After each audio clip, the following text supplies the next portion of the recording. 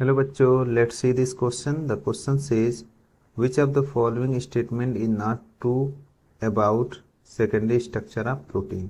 ठीक है, इसमें से कौन सा सही नहीं है? तो हम बात कर लेते हैं की कंसेप्ट का।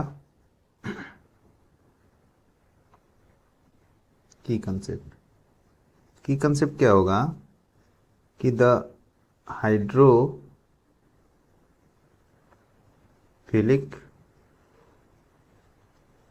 और hydrophobic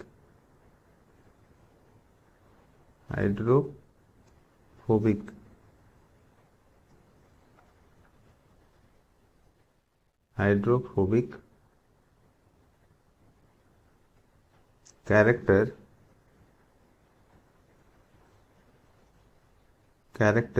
of amino acids residue is important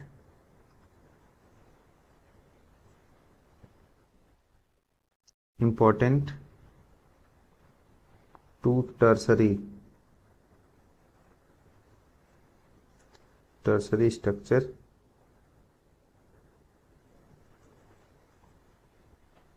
of protein rather than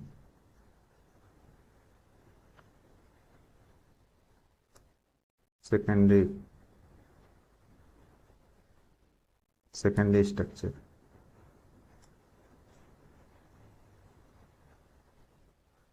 okay, secondary structure में क्या होता है? सेकेंडरी स्ट्रक्चर जो होता है प्रोटीन का, दो तरह का होता है। एक होता है अल्फा हेलिक्स और दूसरा होता है बीटा प्लीटेड सीट। ठीक है, और अल्फा हेलिकल स्ट्रक्चर पॉसिबल होता है, it is possible due to hydrogen bonding.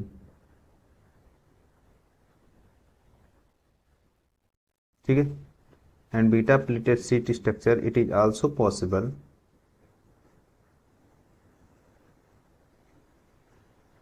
Due to hydrogen bonding.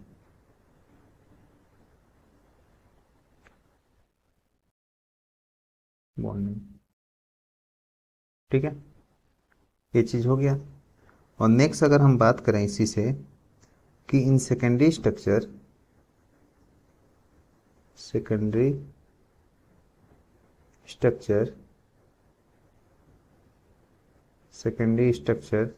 ठीक है, it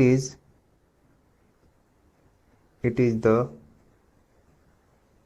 steric size of the residue that is important। ठीक है, that is important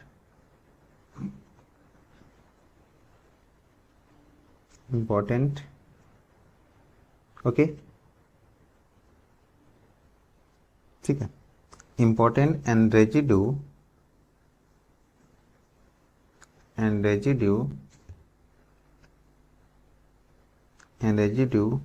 are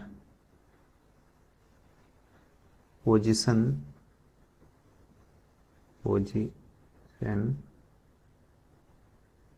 to minimize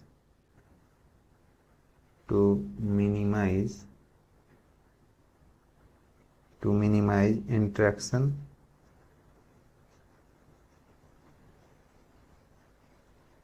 between each other।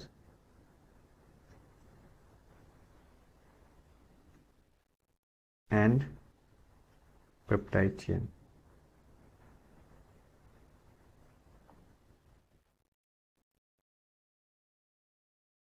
तो इस तरह से ऑप्शन पे देखते हैं। ऑप्शन में ऑप्शन क्या दिया हुआ है? पहला दिया है the alpha helix beta pleated sheet and beta turn are example of secondary. तो बात तो सही है, ये तो स्टेटमेंट हमारा है ट्रू। हमको आंसर पूछ रहा है नॉट ट्रू, ठीक है, ये तो नहीं होगा, ठीक है।